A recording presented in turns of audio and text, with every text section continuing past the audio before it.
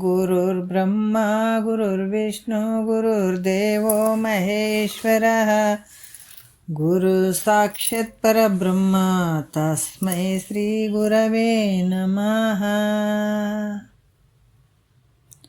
ಶ್ರೀ ಜಗದ್ಗುರು ಸಿದ್ಧಾರೂಢರ ಪಾದಕಮಲಗಳಿಗೂ, ಶ್ರೋತ್ರಿಯ ಬ್ರಹ್ಮನಿಷ್ಠ ಸದ್ಗುರು ಬಸವಾನಂದರ ಪಾದಕಮಲಗಳಿಗೂ, ಅವರ ಪ್ರತಿರೂಪದಂಥ ನಿಜಗುಣಪ್ಪನವರ ಪಾದಕಮಲಗಳಿಗೂ ನನ್ನ ದೀರ್ಘದಂಡ ಪ್ರಣಾಮಗಳನ್ನು ಸಲ್ಲಿಸುತ್ತಾ, ಎಲ್ಲ ಮಹಾತ್ಮರ ಪಾದಕಮಲಗಳಿಗೂ ನನ್ನ ದೀರ್ಘದಂಡ ಪ್ರಣಾಮಗಳನ್ನು ಸಲ್ಲಿಸುತ್ತಾ, ಮನದಲ್ಲಿ ಸ್ಮರಿಸಿಕೊಳ್ಳುತ್ತಾ, ತಮ್ಮೆಲ್ಲರಿಗೂ ವಂದಿಸುತ್ತಾ, ಇವತ್ತಿನ ಅನುಭವ ಸಾರ ನಿಜಗೊಂಡರು ಹೇಳಿದಂಥ ಬಹಳಷ್ಟು ವಿಚಾರಗಳನ್ನು ಅವರು ಹೇಳ್ತಾ ಇದ್ದಾರೆ. ನಮಗೆ ಅನುಭವದ ಒಂದು ಸಾರ, ಎರಡನೆಯ ಒಂದು ಮೊದಲನೆಯ ಸಂಧಿ ಶುರುವಾಗ್ಯದ, ಅದರಲ್ಲಿ ಎರಡನೆಯ ಒಂದು ಸೂತ್ರ. ಈ ಎರಡನೆಯ ಸೂತ್ರದಲ್ಲಿ ಭಾಳಷ್ಟು ವಿಚಾರಗಳನ್ನು ಅವರು ನಮ್ಗೆ ಹೇಳ್ತಾ ಇದ್ದಾರೆ. ಏನು ಹೇಳ್ತಾ ಇದ್ದಾರೆ ಅಂದ್ರೆ, ಸಕಲ ವೇದಾಂತ ಸಾರವನ್ನೇ ತಿಳಿಯುವಂತೆ ಸಾಧಕರಿಗೆ ಈ ಪ್ರಕರಣದಳು ಒಲಿದು ಹೊರೆವೆನು ಅಂತ ಹೇಳ್ತಾರೆ. ಏನು ಹೇಳ್ತಾ ಇದ್ದಾರೆ ಅಂತಂದ್ರೆ, ಸಕಲ ವೇದಾಂತದ ಒಂದು ಸಾರವನ್ನು ನಾನು ತಿಳಿಯುವಂತೆ ಸಾಧಕರಿಗೆ ಒಲಿದು ಈ ವಿಚಾರವನ್ನು ಹೇಳ್ತೀನಿ ಅಂತ ಹೇಳ್ತಾ ಇದ್ದಾರೆ ಅವರು. ಸಾಧಕರಿಗೆ ಈ ಪ್ರಕರಣದಳು ಒಲಿದು ಹೊರೆವೆನು, ನಾನು ಪ್ರೀತಿಯಿಂದ ಈ ವಿಚಾರಗಳನ್ನು ತಿಳಿಸ್ತೀನಿ. ಯಾರಿಗೆ? ಸಾಧಕರಿಗೆ, ಮುಮುಕ್ಷಿಗಳಿಗೆ ತಿಳಿಸ್ತೀನಿ ಅಂತ ಹೇಳ್ತಾರೆ. ಯಾಕಂದರೆ ಎಲ್ಲರಿಗೂ ತಿಳಿಸ್ಬೇಕಾಗಿತ್ತಲ್ರಿ ಅಂದರೆ ಎಲ್ಲರಿಗೂ ತಿಳಿಸಂಗಿಲ್ಲ ಅಂತ ಹೇಳ್ತಾರೆ ಅವ್ರು. ಯಾಕಂದ್ರೆ ಯಾರು ಇದಕ್ಕೆ ನಾ ತಿಳ್ಕೊಳ್ಬೇಕಂತ ಪರಮ ವಿವೇಕಿ, ಪರಮ ವಿರಕ್ತನಿಗೆ ಹೇಳ್ತೀನಿ ಅಂತ ಹೇಳಿದ್ರೆ, ಪರಮ ವಿರಕ್ತಂಗೆ ಪರತರ ಶಿಷ್ಯಂಗೆ ಪರಮಾರ್ಥ ಅರಿವ ಆತ್ಮತನುಜಂಗೆ ಪರಮ ರಹಸ್ಯದಳು ಒರೆಯುವುದು ಅಂತ ಹೇಳ್ತಾರೆ ಅವರು. ಪರಮ ರಹಸ್ಯದಲ್ಲಿ ಹೇಳುವಂಥದ್ದು ಯಾರಿಗೆ? ಮುಮುಕ್ಷಿಗಳಿಗೆ, ಕರ್ಮ ತತ್ಪರರಿಗೆ ಅರುಪಲಾಗೋದು. ಇದನ್ನೊಮ್ಮೆ ಕರ್ಮದಲ್ಲಿ ನಿರತನಾದಂಥವರಿಗೆ ಇದು ಒಂದು ಚೂರು ಉಸಿರು ಕೂಡುದು, ಉಸಿರಂಗಿಲ್ಲ ಅಂತ ಹೇಳ್ತಾರೆ ಅವರು. ಯಾರಿಗಪ್ಪ ಅಂದ್ರೆ ಮೋಕ್ಷದ ಅಪೇಕ್ಷೆ ಉಳ್ಳಂಥವ್ರಾಗಿರ್ಬೇಕು, ಜನನ ಮರಣದ ದುಃಖ ಗೊತ್ತಾಗಿರ್ಬೇಕು, ಅವರಿಗೆ ಸಂಸಾರ ಹೇ ಆಗಿರಬೇಕು, ಛೇ ಅನ್ಬೇಕು. ಸಂಸಾರ ಭಾಳ ಸಂಸಾರ ರುಚಿಕಟ್ಟೈತ್ರಿ, ಆದ್ರೆ ಮುಕ್ತನೇ ಆಗ್ತೀನಿ ಅಂದ್ರೆ ಆಗಕ್ಕೆ ಬರ್ತದೇನಂದ್ರೆ ಬರೋಂಗಿಲ್ಲ. ಯಾಕಂದ್ರೆ ಆ ಸಂಸಾರ ಏಸಿಗೆ ಆಗ್ಬೇಕು, ಜನನ ಮರಣಕ್ಕೆ ಬ್ಯಾಸತ್ತಿರ್ಬೇಕು ಮನುಷ್ಯ ಅಂತ ಮೋಕ್ಷ ಆಗ್ತಾನೆ. ಅಂಥದ್ದಕ್ಕೆ ನಾನು ಹೇಳ್ತೀನಿ, ಪರಮ ವಿರಕ್ತನಿಗೆ ಶ್ರೇಷ್ಠವಾದಂಥ ಅಂಥ ವಿರಕ್ತನಿಗೆ ನಾನು ಒಲಿದು ಹೇಳ್ತೀನಿ ಅಂತ ಹೇಳ್ತಾರೆ ನೋಡ್ರಿ. ಒಲಿದು ಹೇಳ್ತೀನಿ ಅಂತ ಇಂದಿನ ವಿಷಯದಲ್ಲಿ ಹೇಳಿದರು, ಭಾಳಷ್ಟು ವಿಚಾರಗಳನ್ನು ಹೇಳಿದರು. ಈಗ ನಾವು 8ನೇ ನುಡಿಯನ್ನು ನೋಡೋಣ. ಹಿಂದಿನ ವಿಚಾರದಲ್ಲಿ ಕೂಡ ಹೇಳಿದ್ರೆ, ನಿನ್ನೆ ವಿಷಯದಲ್ಲಿ ಕರ್ಮ ಉಪಾಸನೆಗಳು ಇದ್ದಾವಂದರೂ ಕೂಡ ಅವು ಮಲ ವಿಕ್ಷೇಪ ದೋಷಗಳನ್ನು ಮಾತ್ರ ನಿವೃತ್ತಿ ಮಾಡ್ತದೆ, ಜ್ಞಾನವನ್ನು ಮಾಡೋಕ್ಕೆ ಸಾಧ್ಯ ಇಲ್ಲ. ಜ್ಞಾನವನ್ನು ಅದು ಉಂಟು ಮಾಡೋಕ್ಕೆ ಸಾಧ್ಯ ಇಲ್ಲ. ಎಲ್ಲಿ ಅಂತಂದ್ರೆ ಈ ಕರ್ಮದಲ್ಲಿ ಜ್ಞಾನ ಆಗಂಗಿಲ್ಲ, ಕರ್ಮ ಉಪಾಸನೆಗಳಲ್ಲಿ ಜ್ಞಾನ ಆಗಂಗಿಲ್ಲ. ಎಲ್ಲಿ ಆಗ್ತದಪ್ಪ ಅಂತಂದ್ರೆ ಜ್ಞಾನ ದೇವತೆ ಕೈವಲ್ಯಂ, ಜ್ಞಾನದಿಂದನೇ ಮೋಕ್ಷ ಆಗ್ತದೆ ಅನ್ನುವಂಥ ವಿಚಾರವನ್ನು ಹೇಳಿ, ಈಗ ಅನುಬಂಧ ಚತುಷ್ಟಯ ವಿಚಾರಗಳನ್ನು ಹೇಳ್ತಾರೆ. ಇವು ಭಾಳಷ್ಟು ಮುಖ್ಯವಾಗಿರುವಂಥ ಅನುಬಂಧ ಚತುಷ್ಟಯ ಅಂತಂದ್ರೆ, ಒಂದು ವರ್ಷಿಗೆ 4 ಕಾಲುಗಳು ಇರ್ತವೆ, ಅಥವಾ ಒಂದು ಮಂಚಕ್ಕೆ 4 ಕಾಲುಗಳು ಹೆಂಗೆ ಮುಖ್ಯ ಇರ್ತದೆ, ಆದರೆ ಹಂಗೆ ಇವು ಅನುಬಂಧ ಚತುಷ್ಟಯ ಅನ್ನುವಂಥದ್ದು ಇವು 4 ಭಾಳ ಮುಖ್ಯ ಇರ್ತದೆ. ಈ ಒಂದು ಮುಕ್ತನಾಗಿ ಇದನ್ನು ವಿಚಾರವನ್ನು ಮಾಡಬೇಕಾದಂಥದ್ದು, ಮಾಡ್ಕೊಳ್ಳಿಕ್ಕೆ ಅನುಬಂಧ ಚತುಷ್ಟಯ 4 ವಿಚಾರಗಳು ಭಾಳಷ್ಟು ಮುಖ್ಯ ಇರ್ತವೆ. ವಿಷಯಗಳು ಯಾವ ರೀತಿ ಅಂತಂದ್ರೆ, ಇದ್ರಾಗ 4 ಇದ್ದರೆ ಒಳ್ಳೆಯದು, 4 ಇರಬೇಕಾಯ್ತು. ಅನುಬಂಧ ಚತುಷ್ಟಯ ಅಂತ ಕೂಡ ಹೇಳ್ತಾರೆ. ಇಲ್ಲಿ ಮುಕ್ತನಾಗಬೇಕಾಗಿತ್ತಂತಂದರೆ ಇವು ಭಾಳ ಮುಖ್ಯ ಇರ್ತದೆ ಅನ್ನುವಂಥದ್ದು ಇಲ್ಲಿ 8ನೇ ನುಡಿಯಲ್ಲಿ ಹೇಳ್ತಾರೆ. ಇಲ್ಲಿಹ ಪ್ರಯೋಜನಂ, ಮತ್ತು ಇಲ್ಲಿ ಹೇಳ್ತಾರೆ ಸತ್ ಲಲಿತ ಆತ್ಮಸುಖವು ಇಲ್ಲಿ ಜೀವೇಶ್ವರೇಕತ್ವವುದು ವಿಷಯವಿಲ್ಲಿ ಸತ್ಯಿಷ್ಯನು ಅಧಿಕಾರಿ ಅಂತ ಹೇಳ್ತಾರೆ ಅವರು. ಏನು ಹೇಳ್ತಾರ ಇಲ್ಲಿ ಪ್ರಯೋಜನಂ ಫಲ, ಪ್ರಯೋಜನ ಅಂದರೆ ಅದ್ರ ಫಲ ಇರುವಂಥದ್ದು. ಸತ್ ಅಂದರೆ ನಿತ್ಯವಾಗಿರುವಂಥದ್ದು, ಲಲಿತ ಅಂದರೆ ಮನೋಹರವಾಗಿರುವಂಥದ್ದು. ಅಲ್ಲಿ ಶಬ್ದಗಳನ್ನು ಬಿಡಿಸ್ಬೇಕಾಗ್ತದೆ. ಸತ್ ಲಲಿತ ಅಂದರೆ ಭಾಳಷ್ಟು ನಿತ್ಯವಾದಂಥ ಮನೋಹರವಾದಂಥ ಈ ನಿಜ ಸುಖ. ಆತ್ಮಸುಖ ಅಂದರೆ ನಿಜ ಸುಖ.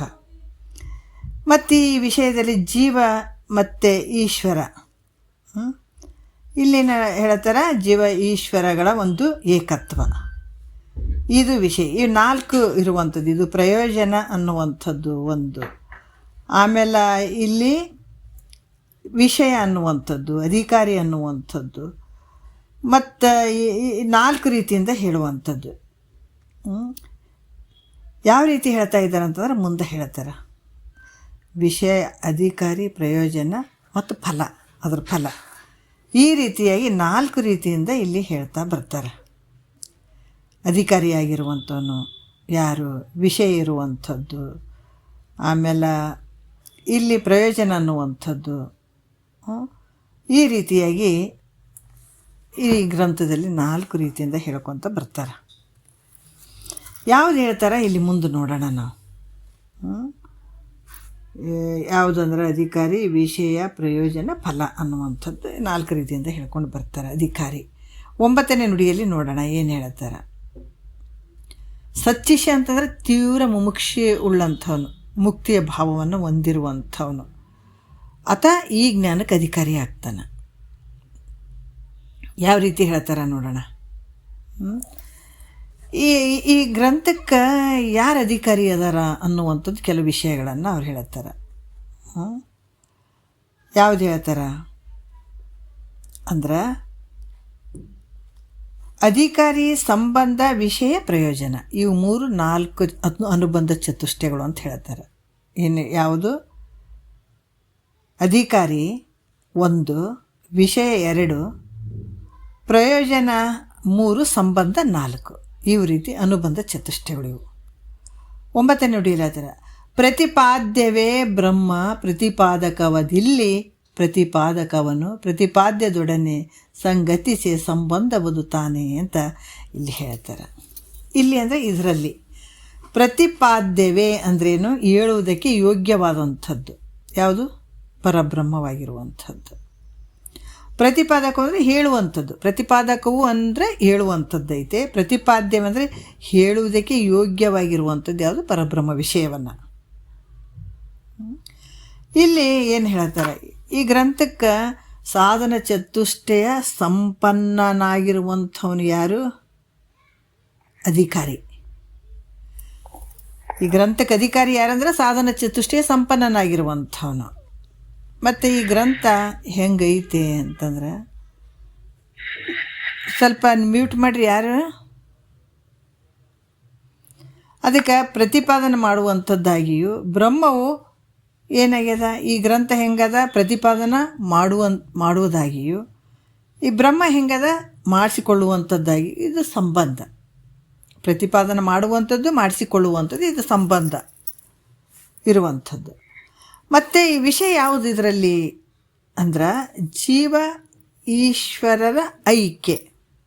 ಈ ವಿಷಯ ಇಲ್ಲಿ ಇದು ವಿಷಯ. ಮತ್ತು ಅತ್ಯಂತ ದುಃಖ ನಿವೃತ್ತಿ ಪರಮಾನಂದದ ಪ್ರಾಪ್ತಿ ಪ್ರಯೋಜನ. ಇದರಿಂದ ಏನು ಪ್ರಯೋಜನಪ್ಪ ಅಂದರೆ ಅತ್ಯಂತ ದುಃಖ ನಿವೃತ್ತಿ ಪರಮಾನಂದದ ಒಂದು ಸ್ಥಿತಿಯಾಗಿರುವಂಥದ್ದೇ ಪ್ರಯೋಜನ. ಮತ್ತು ಈ 4ಕ್ಕೂ ಯಾಕಂತಂದ್ರೆ ಈ ರೀತಿಯಾಗಿ ಅಧಿಕಾರಿ ಅನ್ನುವಂಥದ್ದಾಗಿರ್ಬೋದು, ಸಂಬಂಧ, ವಿಷಯ ಮತ್ತು ಪ್ರಯೋಜನ, ಇವು 4 ಅನುಬಂಧ ಚತುಷ್ಟಯ ಅಂತ ಕರೀತಾರೆ. ಇದಕ್ಕೆ ಯಾರು ಸಾಧನ ಚತುಷ್ಟಯ ಸಂಪನ್ನನಾದಂಥವನು ಅಧಿಕಾರಿ ಆಗ್ತಾನೆ. ಇದು ಹೇಳುವಂಥದ್ದು ಕೇಳುವಂಥದ್ದು ಬ್ರಹ್ಮದ ಏನು ವಿಷಯವನ್ನು ಹೇಳುವಂಥದ್ದು ಕೇಳುವಂಥದ್ದು ಗುರು ಶಿಷ್ಯರ ಮಧ್ಯೆ ನಡೀತದಲ್ಲ, ಇದು ಸಂಬಂಧ ಆಗ್ತದೆ. ಇದ್ರಾಗ ವಿಷಯ ಏನಿರ್ತದಪ್ಪ ಅಂತಂದರೆ, ನಾವು ಈಗ ಕೆಲವೊಂದು ಮುಂದೆ ಕೂಡ ಹೇಳ್ತಾರೆ, ಈಗ ಹೋಟೆಲ್ಗೆ ಹೋದಾಗ ಯಾರು ಹೋಗ್ತಾರೆ ಹೋಟೆಲ್ಗೆ? ಎಲ್ಲರೂ ಹೋಗ್ತಾರೇನು? ಇಲ್ಲ. ಯಾರು ಹೋಗ್ತಾರೆ? ಯಾರಿಗೆ ಹಸಿವಾಗಿರ್ತದೆ ಅವ್ರು ಮಾತ್ರ ಹೋಟೆಲ್ಗೆ ಹೋಗ್ತಾರೆ ಅಥವಾ ಖಾನಾವಳಿಗೆ ಹೋಗ್ತಾರೆ. ಅಲ್ಲಿ ಕೊಡುವಂಥದ್ದು ತೊಗೊಳ್ಳುವಂಥದ್ದು ಅದು ಒಂದು ಸಂಬಂಧ. ಇದನ್ನು ಕೊಡುವಂಥವನು, ಊಟ ಕೊಡುವಂಥವನು ಮತ್ತು ಅದನ್ನು ತೊಗೊಳ್ಳುವಂಥವನು, ಇವೆರಡು ಸಂಬಂಧ ಇರ್ತದೆ. ಅಲ್ಲಿ ಊಟ ಏನಿರ್ತದೆ? ನಾನಾ ರೀತಿಯಿಂದ ಪದಾರ್ಥಗಳಿರ್ತಾವೆ. ಈಗ ಚಪಾತಿ, ಪೂರಿ, ಅನ್ನ, ಅದೆಲ್ಲ ಈ ವಿಷಯ ಇವು ಇರ್ತಾವೆ ಅಲ್ಲಿ ವಿಷಯಗಳು. ಮತ್ತು ಊಟ ಹೊಟ್ಟೆ ತುಂಬಿದ ಮೇಲೆ ಆನಂದ ಆಗ್ತದೆ, ಖುಷಿ ಆಗ್ತದಲ್ಲ, ಅದು ಪ್ರಯೋಜನ. ಈ ರೀತಿ 4 ರೀತಿಯಿಂದ ಅನುಬಂಧ ಚತುಷ್ಟಯ ಅಂತ ಕೂಡ ಹೇಳ್ತಾರೆ. ಈ ರೀತಿ ಇಲ್ಲಿ ಕೂಡ ಈ ಗ್ರಂಥಕ್ಕೆ ಸಾಧನ ಚತುಷ್ಟಯ ಸಂಪನ್ನನಾದಂಥವ್ನು ಅಧಿಕಾರಿ ಇರ್ತಾನೆ, ಹೇಳುವಂಥದ್ದು ಕೇಳುವಂಥದ್ದು ಸಂಬಂಧ ಇರ್ತದೆ ಬ್ರಹ್ಮಂದು. ಆಮೇಲೆ ಇದ್ರ ಫಲ ಏನು ಪ್ರಯೋಜನ ಅಂದರೆ ಜೀವ ಮತ್ತು ಈಶ್ವರ ಐಕ್ಯವೇ ವಿಷಯ ಇರುವಂಥದ್ದಲ್ಲಿ. ಆದರೆ ಇದರಿಂದ ಏನಾಯಿತು, ಶಿವಜೀವರ ಐಕ್ಯತೆಯಿಂದ ಏನಾಯ್ತು ಅಂದರೆ ನೀನು ದುಃಖ ನಿವೃತ್ತಿ ಆಗ್ತದೆ, ಪರಮಾನಂದ ಸ್ಥಿತಿ ಆಗ್ತದೆ. ಅದಕ್ಕೆ ಇದು ಪ್ರಯೋಜನ ಅಂತ ಹೇಳಿಸ್ಕೊಂತ ಇದಕ್ಕೆ 4ಕ್ಕೆ ಅನುಬಂಧ ಚತುಷ್ಟಯ ಅಂತ ಹೇಳಿದ್ರಿ. ಈ 4 ಒಂದರೊಂದು, ಯಾಕಂದ್ರೆ ಇದು ಅಗಲದೇ ಇರುವುದರಿಂದ ಅನುಬಂಧ ಅಂತ ಹೆಸರು ಬಂದದ್ದು. ಇದಕ್ಕೆ ಒಂದಕ್ಕೊಂದು ಪೂರಕ ಆಗಿರುವಂಥ ವಿಷಯಗಳು ಇವು. ಹಾಗಾಗಿ ಇಲ್ಲಿ ಕೂಡ ಇವು ಒಂದಕ್ಕೊಂದು ಇರದೆ ಸಂಬಂಧ ಇರುವಂಥವು, ಅದಕ್ಕೆ ಅನುಬಂಧ ಚತುಷ್ಟಯ ಅಂತ ಕೂಡ ಹೆಸರು ಹೇಳಿದ್ದಾರೆ ಇದಕ್ಕೆ. ಮತ್ತು 10ನೇ ನುಡಿಯಲ್ಲಿ ಕೂಡ ಹೇಳ್ತಾರೆ, ವ್ಯಾಕರಣ ಛಂದಸ್ಸು ಶಾಸ್ತ್ರಗಳ ಈ ವಿಷಯ ಏನೂ ಇಲ್ಲ, ಇದರ ಅನುಸಾರ ಇಲ್ಲದ್ರಿಂದ ಈ ಗ್ರಂಥ ಇದನ್ನು ಸ್ವೀಕಾರ ಮಾಡೋಕೆ ಇದು ಯೋಗ್ಯ ಆಗಂಗಿಲ್ಲಲ್ಲ ಅಂತ ಏನಾರ ಶಂಕೆ ಮಾಡಿದ್ರೆ, ಅದಕ್ಕೆ ಇದು ದೋಷ ಇದ್ದರೂ ಕೂಡ ಈ ಗ್ರಂಥ ಸ್ವೀಕಾರ ಮಾಡೋಕ್ಕೆ ಭಾಳ ಯೋಗ್ಯ ಐತೆ ಅಂತ ಹೇಳ್ತಾರೆ ನೋಡ್ರಿ, ನಿಜಗೊಂಡ್ರೆ ಹೇಳ್ತಾರೆ. ಯಾಕಂದ್ರೆ ಬರೀ ನಾವು ಸಂಧಿ, ವ್ಯಾಕರಣ, ಛಂದಸ್ಸು, ಶಾಸ್ತ್ರ ಇವೆಲ್ಲ ನಡೆಯೋಂಗಿಲ್ಲ ಅಲ್ಲ. ಯಾಕಂತಂದ್ರೆ ಇವು ಯಾವ ಇಲ್ಲಿ ಮುಖ್ಯ ಇರೋಂಗಿಲ್ಲ. ಅದಕ್ಕೆ ಇದನ್ನೆಲ್ಲ ನೋಡ್ಕೊತ ಕುಂತ್ರೆ ಇದು ಆಗಂಗಿಲ್ಲಪ್ಪ. ಏನು ಇರೋದದ, ಇದಕ್ಕೇನು ಮುಖ್ಯವಾಗಿ ಬೇಕಿರುವಂಥದ್ದದ ಅದನ್ನೆಲ್ಲ ನಾನು ಹೇಳಿದ್ದೀನಿ. ಅದಕ್ಕೆ ಇದೇನು ಆ ರೀತಿಯಿಂದ ದೋಷ ಅಂತ ನಿಮ್ಗೆ ಅನಿಸಿದ್ರು ಕೂಡ ಇದನ್ನು ಸ್ವೀಕಾರ ಮಾಡಲಿಕ್ಕೆ ಯೋಗ್ಯ ಇರುವಂಥದ್ದು ಈ ಗ್ರಂಥ ಅಂತ ಹೇಳ್ತಾರೆ. ಇಲ್ಲಿ ಸಂಧಿ, ಸಮಾಸ, ಪಲ್ಲಟ ಮೊದಲಾದವೆಲ್ಲಮ್ಮ ನೋಡದಿರಿ ನಿರ್ವೆರೆದ ಪಾಲನೊಲ್ಲದೆ ಅಂಶ ಬಿಡುತ್ತಿಹುದೇ ಅಂತ ಹೇಳ್ತಾರೆ ನೋಡ್ರಿ. ಅದಕ್ಕೆ ಇಲ್ಲಿ ಅಂದರೆ ಇದರಲ್ಲಿ ಇಲ್ಲಿ ಈ ವ್ಯಾಕರಣದಾಗ ಸವರ್ಣ ಸಂಧಿ, ದೀರ್ಘ ಸಂಧಿ ಇವೆಲ್ಲ ಬರ್ತಾವೆ, ಈ ಸಂಧಿಗಳು. ಮತ್ತು ಸಮಾಸ, ಈ ತತ್ಪುರುಷಾದಿ ಸಮಾಸಗಳು ಇವು ಬರ್ತಾವೆ. ಇವೆಲ್ಲ ಪಲ್ಲಟಮ್ ಅಂದರೆ ಈ ವ್ಯತ್ಯಾಸಗಳು ಬರ್ತಾವೆ. ಇವೆಲ್ಲ ದೋಷಗಳನ್ನು ನೀವು ನೋಡಬೇಡ್ರಿ, ಇದರಲ್ಲಿ ನನ್ನ ಗ್ರಂಥದಲ್ಲಿ ನೋಡಬೇಡ್ರಿ. ಈ ವ್ಯಾಕರಣ ಬದ್ಧವಾಗಿಲ್ಲಲ್ಲ, ಇವ್ಯಾವು ದೀರ್ಘ ಸಂಧಿ ಮತ್ತು ಸವರ್ಣ ಸಂಧಿ ಇವ್ಯಾವು ಇಲ್ಲಲ್ಲ, ಸಮಾಸ ಇವು ಬೇರೆ ಬೇರೆ ಅದಾವಲ್ಲ ಅಂತ ಈ ಥರ ಎಲ್ಲ ನೋಡಬೇಡ್ರಿ. ನೀರಿನಿಂದ ಕೂಡಿದಂಥ ಹಾಲನ್ನು ಇಚ್ಛಿಸದೆ, ನೀರಿನಾಗ ಹಾಲು ಮಿಕ್ಸ್ ಆಗ್ಯದ, ಅದನ್ನು ಇಚ್ಛೆ ಮಾಡ್ದೇ ಅಂಶ ಪಕ್ಷಿ ಹೆಂಗೆ ಮಾಡ್ತದ, ಬರೀ ಹಾಲನ್ನು ಮಾತ್ರ ಸ್ವೀಕಾರ ಮಾಡ್ತದೆ. ಅದು 2 ಮಿಕ್ಸ್ ಅದ, ನೀರು ಹಾಲು 2 ಮಿಕ್ಸ್ ಆದಂಥ ಅಂಶ ಏನಾರು ಬಿಡ್ತೇನೋ ಕುಡಿಯೋದು ಇಲ್ಲಲ್ಲ. ಅದ್ರಾಗ ಈ ಸಂಧಿ, ಸಮಾಸ ಇವ್ಯಾವು ಇಲ್ಲಂದ್ರೂ ಕೂಡ ನನ್ನ ಗ್ರಂಥ ನೀವು ಸ್ವೀಕಾರ ಮಾಡಲಿಕ್ಕೆ ಯೋಗ್ಯ ಆಗಿರುವಂಥದ್ದೈತೆ. ನೀರಿನಲ್ಲಿ ಹಾಲು ಮಿಕ್ಸ್ ಮಾಡಿದರೂ ಕೂಡ ಅಂಶ ಅದು ಬಿಡ್ತದೆ ಏನಂದ್ರೆ ಬಿಡಂಗಿಲ್ಲ, ನೀರನ್ನು ಬಿಡ್ತದೆ, ಹಾಲನ್ನು ಮಾತ್ರ ಸ್ವೀಕಾರ ಮಾಡ್ತದೆ. ಹಂಗೆ ನೀವು ಇದನ್ನು ಸ್ವೀಕಾರ ಮಾಡಿರಿ ಅಂತ ಹೇಳ್ತಾರೆ.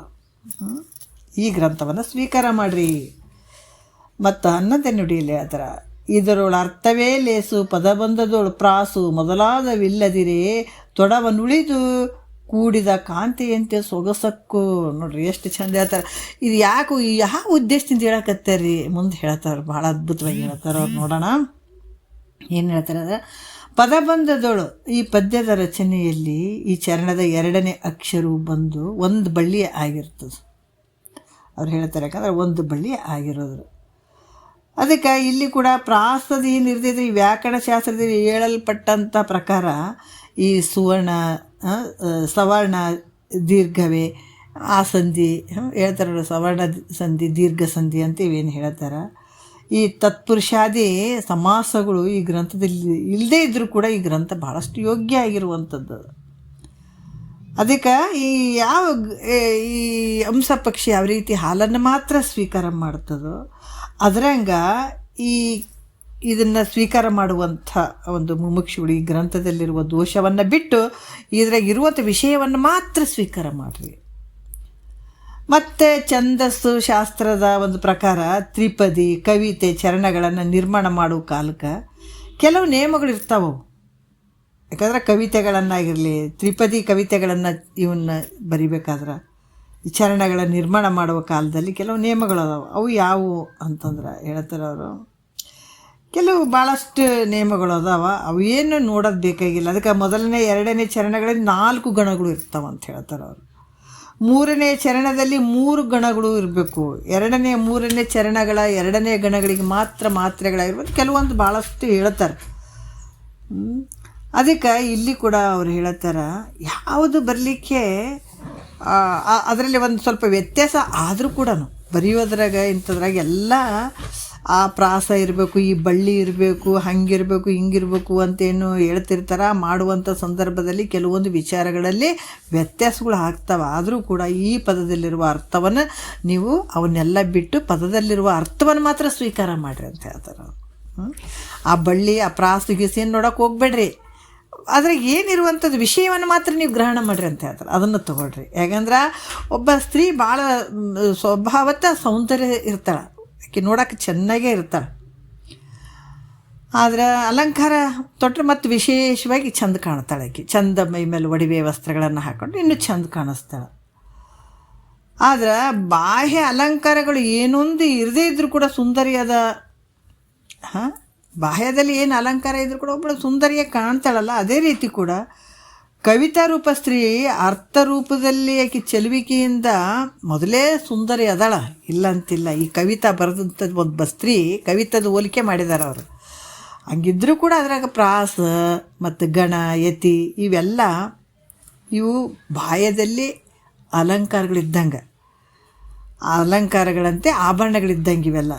ಇವು ಒಂದು ವೇಳೆ ಇಲ್ಲದೇ ಇದ್ದರೂ ಕೂಡ ಒಳಗಡೆ ಇರುವಂಥ ಅರ್ಥ ಮಾತ್ರ ಭಾಳಷ್ಟು ಅದ್ಭುತ ಐತೆ. ಅದಕ್ಕೆ ಇದ್ರಾಗ ಏನಿಲ್ಲ ಅಂತೇಳಿ ನೀವು ಬಿಡೋಕೆ ಹೋಗಬೇಡ್ರಿ. ಇದನ್ನು ಸ್ವೀಕಾರ ಮಾಡಿರಿ. ಅರ್ಥವನ್ನು ಕವಿತೆಯಲ್ಲಿರುವಂಥ ಅರ್ಥವನ್ನು ಮಾತ್ರ ಸ್ವೀಕಾರ ಮಾಡಿರಿ. ಅದರಿಂದ ಏನಾಗ್ತದೆ, ಈ ದುಃಖದಿಂದ ಬಿಡುಗಡೆ ಆಗ್ತದೆ, ಜನನ ಮರಣದಿಂದ ಬಿಡುಗಡೆ ಆಗ್ತದೆ. ಭಾಳಷ್ಟು ಜನ ಹೇಳ್ತಾರೆ, ಇಲ್ರಿ ಹಿಂಗೆ ಬರ್ದಾರಲ್ರಿ ಹಂಗೆ ಬರ್ದಾರಲ್ರಿ, ಪ್ರಾಸ ಇರಬೇಕು, ಛಂದಸ್ ಇರ್ಬೇಕು, ಅದಕ್ಕೆ ಹಂಗೆ ಅಂದ್ಕೊಂಡು ಆ ಒಂದು ವಿಚಾರಕ್ಕೆ ನೀವು ಕಟ್ಟು ಬಿದ್ದು ಆ ಸಮಯವನ್ನು ವ್ಯರ್ಥ ಮಾಡ್ಕೊಳ್ಬೇಡ್ರಿ. ಅದು ಇರದೇ ಇದ್ರೂ ಪರವಾಗಿಲ್ಲ, ಇಲ್ಲಿ ಇರುವಂಥ ತಾತ್ಪರ್ಯ ವಿಷಯವನ್ನು ಮಾತ್ರ ಸ್ವೀಕಾರ ಮಾಡಿರಿ. ಅದಕ್ಕೆ ಅದರಿಂದ ತಾನು ಮಾಡಿದಂಥ ಗ್ರಂಥ ಉಕ್ತ ಶಾಸ್ತ್ರಗಳಿಗೆ ಸರಿಯಾಗಿದ್ದರೂ ಇಲ್ಲದಿದ್ದರೂ ಇದು ಹೆಂಗೈತೆ ಅಂದರೆ ನಾನು ಬರೆದಂಥದ್ದು ಅದು ಆ ರೀತಿ ಇರದೇ ಇರ್ಬೋದು, ಆದ್ರೆ ಎಲ್ಲರೂ ಸ್ವೀಕಾರ ಮಾಡಲಿಕ್ಕೆ ಯೋಗ್ಯವಾಗಿರುವಂಥದ್ದು ಗ್ರಂಥ ಐತಿದು ಅಂತ ಹೇಳ್ತಾರೆ. ಮತ್ತು ಹಿಂಗೆ ಹೇಳಿದ್ರು ಕೂಡ ಈ ಅಷ್ಟು ಹೇಳಿದ್ರು ಕೂಡ ಈ ಗ್ರಂಥದಲ್ಲಿ ಹೆಂಗೆ ಬೇಕು ಹಂಗೆ ಬರ್ದಾರೇನಂತಲ್ಲ, ವ್ಯಾಕರಣ ಮತ್ತು ಛಂದಸ್ಸು ಶಾಸ್ತ್ರಕ್ಕೆ ಅನುಸಾರವಾಗಿ ಹೇಳಿದ್ದಾರೆ ಅವರು. ಮತ್ತು ಈ ಒಂದು ಚೂರು ತಪ್ಪಿಲ್ಲ, ಆದರೂ ಕೂಡ ಅವರು ಒಂದು ನಯ ವಿನಯತೆ ನೋಡ್ರಿ ನಿಜಗೊಂಡ್ರದ್ದು ಹೆಂಗೈತೆ. ಅದಕ್ಕೆ ಈ ಶಾಸ್ತ್ರದ ಆಧಾರದ ಮೇಲಿಂದ ಉಕ್ತ ಶಾಸ್ತ್ರಗಳನ್ನು ಸರಿಪಡಿಸಿಕೊಂಡ್ರೂ ಕೂಡ ಇದೇನು ವಿರೋಧ ಆಗಂಗಿಲ್ಲಪ್ಪ. ಅದರಿಂದ ಈ ಗ್ರಂಥ ಹೆಂಗದ ನಿರ್ದೋಷದಿಂದ ಕೂಡಿದೆ, ಯಾವ ದೋಷಗಳು ಇಲ್ಲ. ಮತ್ತು ಸ್ವಲ್ಪ ನಿಜಗೊಂಡ್ರಿ ಏನೋ ಸ್ವಲ್ಪ ದೋಷದಿಂದ ಕೂಡ್ಯಾರಿ, ಇದಕ್ಕೆ ಪ್ರಾಸಬದ್ಧವಾಗಿ ಬರೆದಿಲ್ಲರಿ, ಇದು ಛಂದಸ್ಸಿಲ್ರಿ ಅಂತ ನೀವು ಬಿಟ್ರೆ ನಿಮ್ಮನ್ನ ಅಷ್ಟ ನೀವು ಮಾಡ್ಕೋತೀರಿ. ಇದಕ್ಕೆ ಮುಖ್ಯ ಎಂಥ ಒಂದು ಕರುಣೆ ಅಂತಂದ್ರೆ, ಇದು ಯಾಕೋ ಸರಿ ಬರೆದಿಲ್ಲ, ಇವರು ಪ್ರಾಸಬದ್ಧವಾಗಿ ಬರೆದಿಲ್ಲ, ಬಳ್ಳಿ ಪ್ರಕಾರ ಬರೆದಿಲ್ಲ ಅಂತ ಏನಾದರೂ ಒಂದು ಈ ಗ್ರಂಥವನ್ನು ನೋಡೋದು ಬಿಟ್ರೆ ಅವಶ್ಯವಾಗಿ ಅವ್ರ ಜನ್ಮವನ್ನು ನಷ್ಟ ಮಾಡ್ಕೋತಾರ ಅನ್ನುವಂಥ ಒಂದು ಕಳಕಳಿಯಿಂದ ಇಷ್ಟೆಲ್ಲ ಹೇಳ್ತಾ ಇದ್ದಾರೆ ಅವರು. ಮತ್ತು ಇಲ್ಲಿ ಕೂಡ ಏನು ಹೇಳ್ತಾರ ಬಳಿಕ ಇಲ್ಲಿ 12ನೇ ನುಡಿಯಲ್ಲಿ ಕೂಡ ಹೇಳ್ತಾರೆ, ಯಾರಾದರೂ ಈ ಗ್ರಂಥದಲ್ಲಿ ಕೆಲವು ಶಾಸ್ತ್ರಗಳ ಉಕ್ತ ಶಾಸ್ತ್ರಗಳ ಸಂಬಂಧ ದೋಷ ಇಲ್ಲದಿದ್ದರೂ ಕೂಡ ಅನುಭವ ಸಂಬಂಧಿ ದೋಷ ಉಂಟು, ಅದರಿಂದ ಈ ಗ್ರಂಥ ಯೋಗ್ಯ ಅಲ್ಲ ಅಂತ ಯಾರಾದರೂ ಶಂಕೆ ಮಾಡಿದರೆ ಅದಕ್ಕೆ ಹೇಳ್ತಾರೆ, ಉತ್ತರ ಹೇಳ್ತಾರೆ ಅವರು 12ನೇ ನುಡಿಯಲ್ಲಿ. ಏನ ನಮ್ಮ ದೋಷಂ ನಿಜಾನುಭವದೋಳು ಇರ್ದೋಡೆ ಅಂತೆ ಅದಂ ತಿದ್ದಿ ತಿಳುವುದು ಶಾಂಭವ ಜ್ಞಾನ ಅರಿದು ಇದರಲ್ಲಿ ಅಂತ ಹೇಳ್ತಾರೆ. ಶಾಂಭವ ಜ್ಞಾನ ಸಂಪನ್ನರು ಅಂದರೆ ಶಂಭುವಿನ ಸಂಬಂಧ ಬಂದಂಥ ಜ್ಞಾನಿಗಳು ಅಂತ ಹೇಳುವಂಥದ್ದು. ಏನು ಹೇಳ್ತಾರೆ ಅಂತಂದ್ರೆ, ಈ ನಿಜಾನುಭವದಳು ಅಂದ್ರೆ ಆತ್ಮಸ್ವರೂಪ ಏನು ಐತೆಲ್ಲ ಆ ಜ್ಞಾನದಲ್ಲಿ ಏನಾದರೂ ಒಂದು ಸ್ವಲ್ಪ ದೋಷ ಇತ್ತು ಅಂತಂದ್ರೆ ಆ ದೋಷವನ್ನು, ಈಗ ಈ ಆತ್ಮಸ್ವರೂಪದ ಜ್ಞಾನದಲ್ಲಿ ಏನಾದರೂ ಒಂದು ಚೂರು ದೋಷ ಏನಾದರೂ ಅಲ್ಲಿ ಕಂಡು ಬಂತಂದ್ರೆ ಆ ದೋಷ ಏನಾದರೂ ಯಾವುದಾದ್ರೂ ಒಂದು ದೋಷ ಅಲ್ಲಿದ್ದರೆ ಆ ದೋಷವನ್ನು ಈ ಜ್ಞಾನಿಗಳು ಈ ಪರವಸ್ತುವನ್ನು ಅರ್ಥಕೊಂಡಂಥ ನಿಜವಾದ ಆ ಜ್ಞಾನ ಉಳ್ಳಂಥವರು ಅದನ್ನು ತಿದ್ದಿ ನೋಡ್ರಿ, ಅದನ್ನು ತಿಳ್ಕೊಂಡು ಇನ್ನು ತಿಳಿಸ್ತಕ್ಕಂಥದ್ದು ಅಂತ ಹೇಳ್ಯಾರ ಅವರು. ಏನಾದರೂ ಇದ್ರಾಗ ಒಂದು ಸ್ವಲ್ಪ ದೋಷ ಆತ್ಮಸ್ವರೂಪದಲ್ಲಿ, ಈ ಆತ್ಮಸ್ವರೂಪದ ಒಂದು ಜ್ಞಾನದಲ್ಲಿ ಏನಾದ್ರು ಒಂದು ಚೂರು ದೋಷ ಅನಿಸ್ತಂದ್ರೆ ಈ ಒಂದು ಆತ್ಮಜ್ಞಾನ ಉಳ್ಳಂಥ ಜ್ಞಾನಿಗಳೇನು ಹೇಳ್ತಾ ಇರ್ತಾರಲ್ಲ ಅದನ್ನು ಒಂದು ಸ್ವಲ್ಪ ಸರಿಪಡಿಸ್ಕೊಂಡು ತಿಳಿಸ್ತಕ್ಕಂಥದ್ದು ಅಂತ ಹೇಳ್ತಾರೆ ಅವರು. ಮತ್ತು 13ನೇ ನುಡಿಯಲ್ಲಿ ಆ ಥರ ತೊದಲಿಂದೆ. ಅದಕ್ಕೆ ಇದು ಶಾಸ್ತ್ರ ಹೇಳಬೇಕಾದ್ರೂ ಕೂಡ ಸ್ವಲ್ಪ ಅದಕ್ಕೆ ನಿಜಗೊಂಡ್ರೆ ಶಾಸ್ತ್ರ ಬಹಳ ಕಠಿಣ ಇರುವಂಥದ್ದು. ಇದ್ರಾಗ ಒಂದು ಚೂರು ಏನಾದರೂ ಒಂದು ಮಿಸ್ಟೇಕ್ ಆದರೆ ಇಡೀ ಶಬ್ದದ ಅರ್ಥಗಳು ನಾವು ಹೇಳಿದ್ರೆ ಒಂದು ಚೂರು ಹೆಚ್ಚು ಕಮ್ಮಿ ಆದರೆ ಅದರ ತತ್ವಕ್ಕೆ ಯಾವ ಧಕ್ಕೆ ಬರಬಾರ್ದು. ಹೇಳುವಂಥದ್ದು ಯಾಕೆ ಒಂದು ಅಕ್ಷರ ತಪ್ಪಾದ್ರೇ ಅದು ವಿಚಾರಗಳೇ ತಪ್ಪಾಗಿಬಿಡ್ತಾವೆ. ಹಂಗೆ ಹೇಳಕ್ಕೆ ಬರೋಂಗಿಲ್ಲ, ಹೇಳಬಾರ್ದು. ಅದಕ್ಕೆ ಇದು ಬಲ್ಲವರ ಮುಖಾಂತರ ತಿಳ್ಕೊಂಡಾಗ ಮಾತ್ರ ಹೇಳಕ್ಕೆ ಸಾಧ್ಯ ಆಗ್ತದೆ. ಇಲ್ಲಾಂದ್ರೆ ಭಾಳಷ್ಟು ಎಡವಟ್ಟುಗಳು ಆಗಿಬಿಡ್ತಾವೆ. ಓದೋದ್ರಲ್ಲೇ ಸ್ವಲ್ಪ ತಪ್ಪಾದ್ರೆ ಅರ್ಥಗಳು ಬೇರೆ ಆಗಿಬಿಡ್ತಾವೆ. ಮತ್ತು ತಿಳಿಸೋದ್ರಲ್ಲಂತೂ ಇನ್ನೂ ದೂರ ಉಳಿತು ಅಲ್ಲ. ಹಾಗಾಗಿ ಭಾಳಷ್ಟು ಸೂಕ್ಷ್ಮದ ವಿಚಾರಗಳು, ಸೂಕ್ಷ್ಮತೆಯಿಂದ ಕೂಡಿದಂಥ ನಿಜಗೊಂಡ್ರದ ವಿಚಾರಗಳು.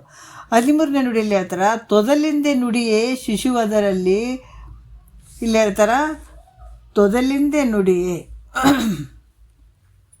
ಶಿಶು ಅದರಲ್ಲಿ ತಚ್ಚುದುರರ್ ಆರಯ್ಯದಂತೆ ಆವ ದೋಷಮಿರಲಿದರೋಳು ಇಲ್ಲಿ ಒಪ್ಪುವುದು ಸುಖಿಗಳು ಅಂತ ಹೇಳ್ತಾರೆ. ಏನು ಹೇಳ್ತಾರೆ? ಸುಖಿಗಳಂದ್ರೆ ಬಲ್ಲವರು. ದೋಷಮಿರಲ್ ಅದರೋಳು ಒಲಿದು ಒಪ್ಪುವುದು ಸುಖಿಗಳು ಅಂತ ಕೂಡ ಹೇಳ್ತಾರೆ. ಯಾವುದಂದ್ರೆ ದೋಷವು ಇಲ್ಲಿ ಒಂದು ಆತ್ಮನ ಅನುಭವ ವಿಷಯದಲ್ಲಿ ಇದ್ದಾಗಾದರೂ ಇಲ್ಲಿ, ಯಾಕಂದ್ರೆ ಆತ್ಮನ ವಿಷಯದಲ್ಲಿ ಯಾವುದಾದ್ರೂ ದೋಷ ಅಲ್ಲಿ ಇದ್ರಾದರೂ ಏನಾಯ್ತು. ಆದ್ರೆ ಒಂದು ದೋಷದ ನಿಮಿತ್ತ ಮೂಲಕ ನೋಡ್ರಿ ಎಷ್ಟು ಅದ್ಭುತವಾಗಿ ಹೇಳ್ತಾರೆ ಅವರು. ನಿಮ್ಗೆ ಏನಾದರೂ ನೋಡಬೇಕಾದಾಗ, ಈ ಗ್ರಂಥವನ್ನು ನೋಡಬೇಕಾದಾಗ ಆತ್ಮನ ವಿಷಯದಲ್ಲಿ, ಆತ್ಮನ ಅನುಭವದ ವಿಷಯದಲ್ಲಿ ಒಂದು ಚೂರು ಏನಾದರೂ ದೋಷ ನಿಮ್ಗೆ ಅನ್ನಿಸ್ತು ಅಂತಂದ್ರೆ ಈ ದೋಷದ ಒಂದು ದೋಷ ಐತಿ ಇಲ್ಲಿ ಅಂತೇಳ್ಬಿಟ್ಟು ಇದ್ರ ಸಲುವಾಗಿ ಸಮಗ್ರ ನಿರ್ದೋಷವಾಗಿರುವಂಥದ್ದು ಎಲ್ಲ ಯೋಗ್ಯವಾಗಿರುವಂಥ ವಿಚಾರಗಳಲ್ಲಿ ಇದರಲ್ಲಿ ಅದಾವ. ಒಂದು ಸಣ್ಣ ವಿಷಯ ಏನಾರ ನಿರ್ದೋಷ ಅನಿಸ್ತಂತಂದ್ರೆ ಆ ನಿರ್ದೋಷವಾದಂಥ ವಿಷಯ ಸಲುವಾಗಿ ಸಮಗ್ರವಾದಂಥ ನಿರ್ದೋಷವಾದಂಥ ವಿಚಾರವನ್ನು ಬಿಡಬೇಡ್ರಿ. ನೋಡಿರಿ, ಇದನ್ನು ತ್ಯಾಗ ಮಾಡುವಂಥದ್ದು ಒಳ್ಳೆಯದಲ್ಲ. ಏನು ಸ್ವಲ್ಪ ತಪ್ಪು ಬರೆದಿದ್ದಾರಲ್ಲ, ಇವ್ರೇನು ಹೇಳಿದಾರ ಅಂತ ನೀವು ಇದರಿಂದ ದೂರ ಆಗಬೇಡ್ರಿ. ಒಂದು ಸಣ್ಣ ದೋಷ ಕಾಣಿಸಿದ್ರು ಕೂಡ ಅದು ಸಮಗ್ರವಾಗಿ ಏನು ಎಲ್ಲ ವಿಷಯಗಳಲ್ಲ, ಎಲ್ಲನೂ ಭಾಳಷ್ಟು ಯೋಗ್ಯ ಇರುವಂಥ ವಿಚಾರಗಳು ಅದಾವ. ಅದಕ್ಕೆ ಶುಭ್ರವಾದ ಅದಕ್ಕೆ ಉದಾಹರಣೆ ಹೇಳ್ತಾರೆ ಅವರು. ಒಂದು ಭಾಳ ಚಂದಂತ ಒಂದು ವಸ್ತ್ರ ತೊಗೊಂಡಿರ್ತೀವಿ. ಅದಕ್ಕೆ ಏನು ಹೇಳ್ತಾರೆ, ಶುಭ್ರವಾದಂಥ ಒಂದು ವಸ್ತ್ರವನ್ನು ತೊಗೊಂಡು ಎಲ್ಲೋ ಒಂದು ಕಡೆ ಸ್ವಲ್ಪ ಕಲೆ ಬಿದ್ದಂಗೆ ಆಗಿರ್ತದೆ. ಅದಕ್ಕೆ ಆ ಕಲೆ ಬಿದ್ದಂಗೆ ಅದ್ರ ಸಲುವಾಗಿ ವಸ್ತ್ರವನ್ನು ಬಿಟ್ಬಿಡಕ್ಕೆ ಆಗ್ತದೇನೋ ಅಂದರೆ ಇಲ್ಲ. ಅದಕ್ಕೆ ಆ ಮಲಿನತ್ವವನ್ನು ಅಂದರೆ ಸ್ವಲ್ಪ ಹೊಲಸಿದ್ದನ್ನು ಅದನ್ನು ತೆಗೆದು ಮತ್ತು ಅದನ್ನು ಸ್ವೀಕಾರ ಮಾಡ್ತಾರೋ ಹಾಗೆ ಈ ಅನುಭವ ವಿಷಯದಲ್ಲಿ ಒಂದು ಸ್ವಲ್ಪ ದೋಷ ಏನಾದರೂ ಇದ್ದರೂ ಕೂಡ ಇದನ್ನು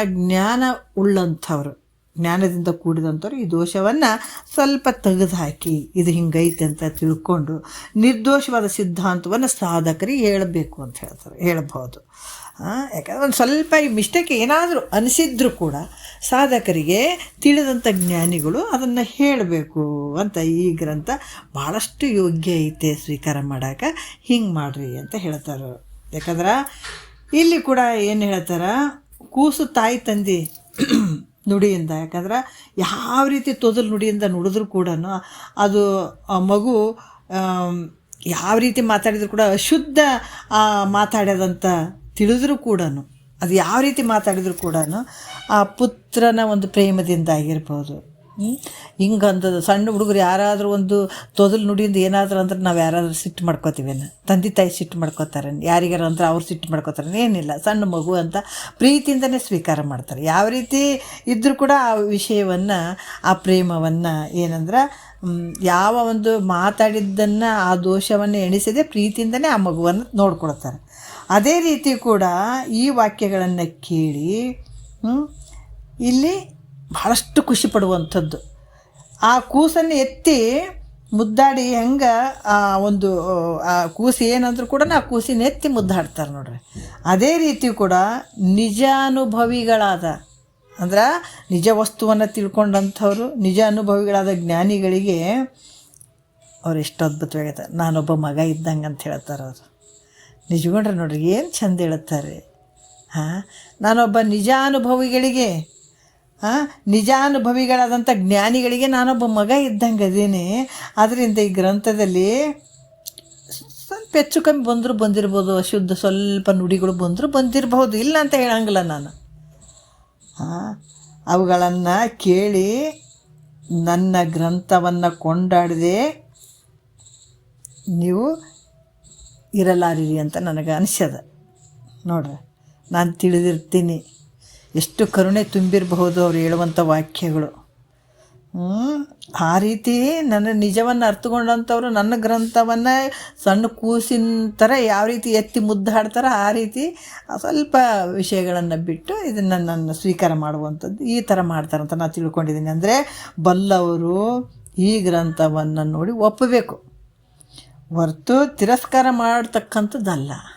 ನೋಡ್ರಿ, ಎಲ್ಲರೂ ಹೌದೌದಂತಲೇ ಒಪ್ಪಬೇಕು, ಅಂಥ ಗ್ರಂಥ ಇದೈತಿ ಅಂತ ಹೇಳ್ತಾರೆ ಅವರು.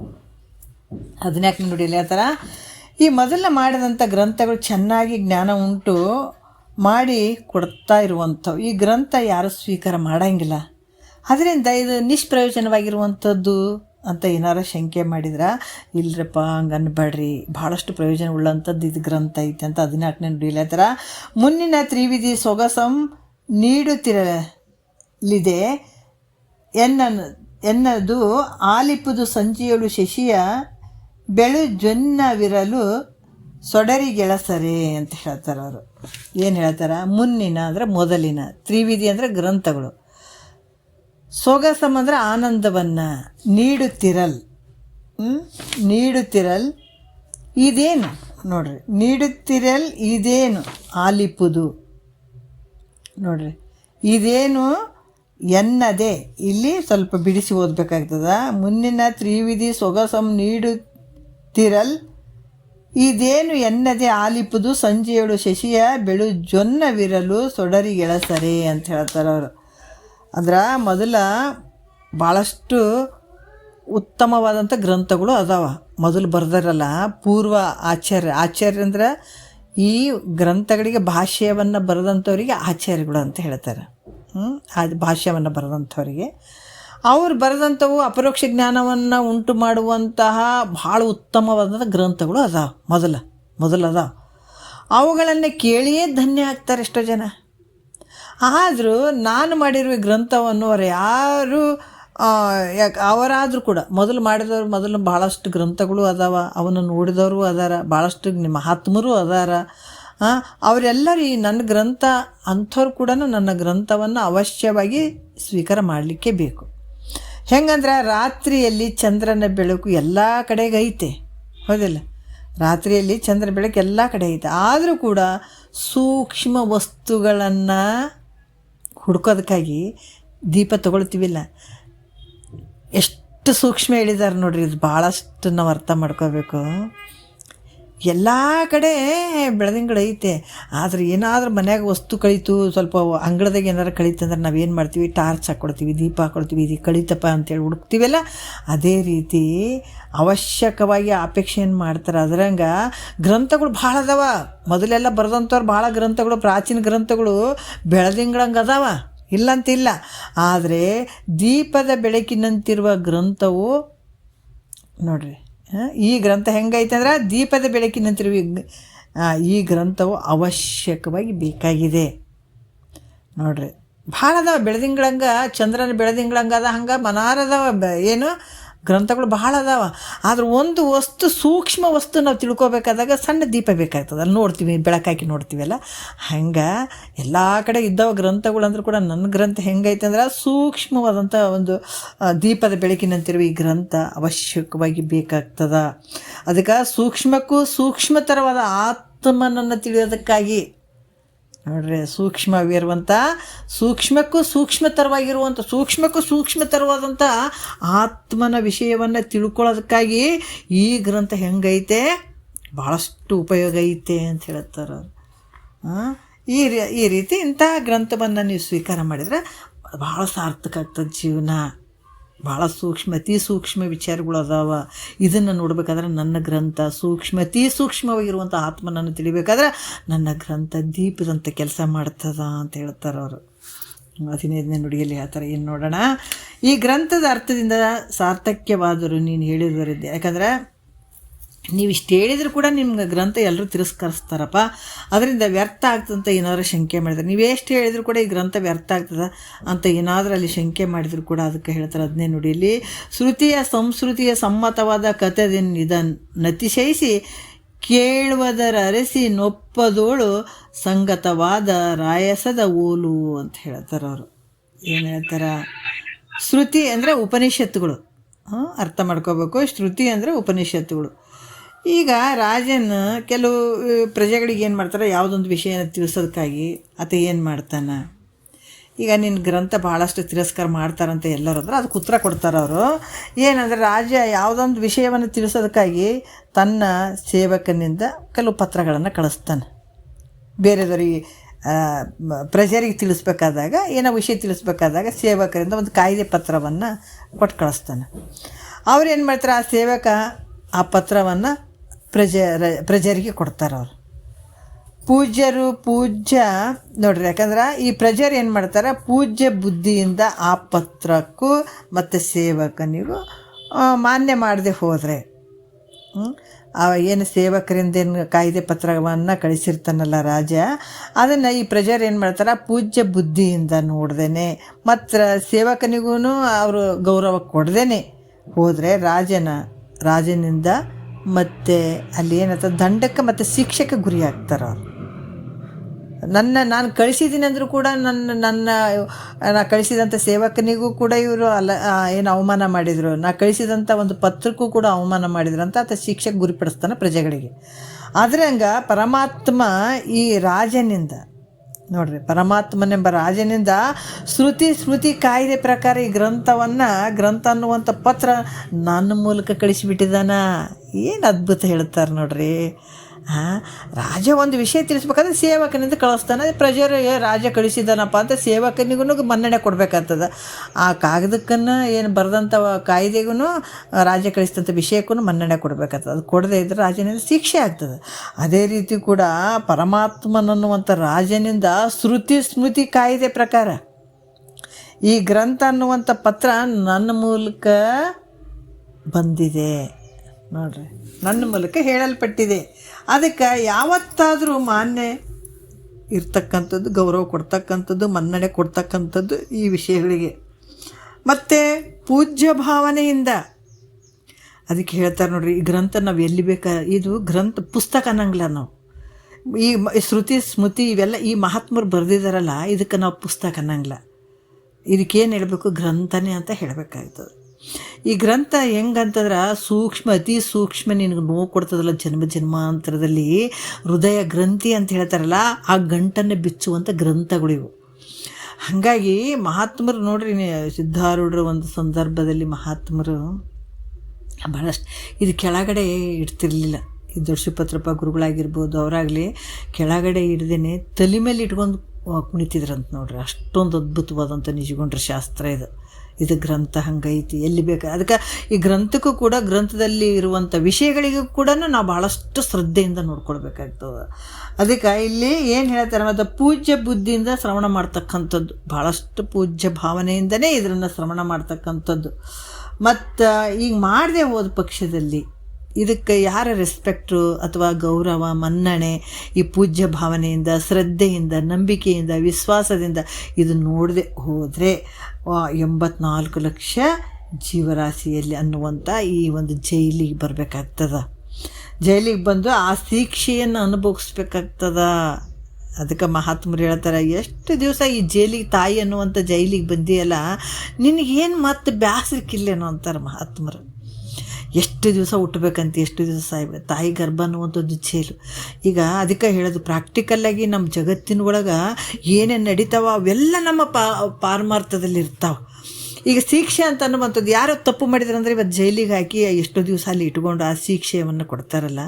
ಇಲ್ಲಿ ನಮಗೇನು ಶಿಕ್ಷೆ ರೀ, ನಾವೆಲ್ಲಿ ಜೈಲಿಗೆ ಹೋಗಿವಂತಂದ್ರೆ, ನಾವು ಯಾರು ಪರಮಾತ್ಮಗೆ ಭಾಷೆ ಕೊಟ್ಟು ಬಂದರೂ ಕೂಡ ಅದು ಪ್ರಕಾರ ನಾವು ನೋಡ್ಕೊಳ್ಳೋದೇ ಇದ್ರೆ, ತಾಯಿ ಗರ್ಭ ಅನ್ನುವಂಥದ್ದು ಜೈಲು ಹೆಂಗೈತಪ್ಪ ಅಂದ್ರೆ, ತಾಯಿ ಗರ್ಭ ಅನ್ನುವಂಥ ಸದೃಶ್ಯವಾಗಿರುವಂಥದ್ದು. ಸದೃಶ್ಯ ಅಂದ್ರೆ ಒಳಗಡೆ ಭಾಳ ದೊಡ್ಡ ಜಾಗ ಐತೇನ್ರಿ ಹೊಟ್ಟೆಯಲ್ಲಿ. ಗರ್ಭದಲ್ಲಿ ಏನಿಲ್ಲ, ಕಾಲು ಚಾಸ್ತೀನಿ ಅಂದ್ರಿಲ್ಲ, ಕೈ ಚಾಸ್ತೀನಿ ಅಂದ್ರಿಲ್ಲ, ಕತ್ತಲು ಕೋಣೆ, ಹುಳ ಉಪ್ಟಿ ಕಡಿಯೋದು. ಮತ್ತು ಜೈಲು ಹೆಂಗಿರ್ತದೆ ಹಾಗೆ ಇರ್ತದೆ, ಕತ್ತಲು ಕೋಣೆ ಇರ್ತದೆ, ಕಾಲು ಚಾಚಂಗಿಲ್ಲ, ದೊಡ್ಡ ಜಾಗ ಇರಂಗಿಲ್ಲ, ತಿರುಗಾಡ್ತೀನಿ ಅನ್ನಂಗೆ ಇರಂಗಿಲ್ಲ, ಕತ್ತಲು ಕೋಣೆ ಅದು. ಆ ರೀತಿ ಇರುವಂಥದ್ದು ಎಲ್ಲರೂ ತಾಯಿ ಗರ್ಭ ಅನ್ನುವಂಥ ಜೈಲಿನಿಂದ ಬಂದಂಥವ್ರೆ.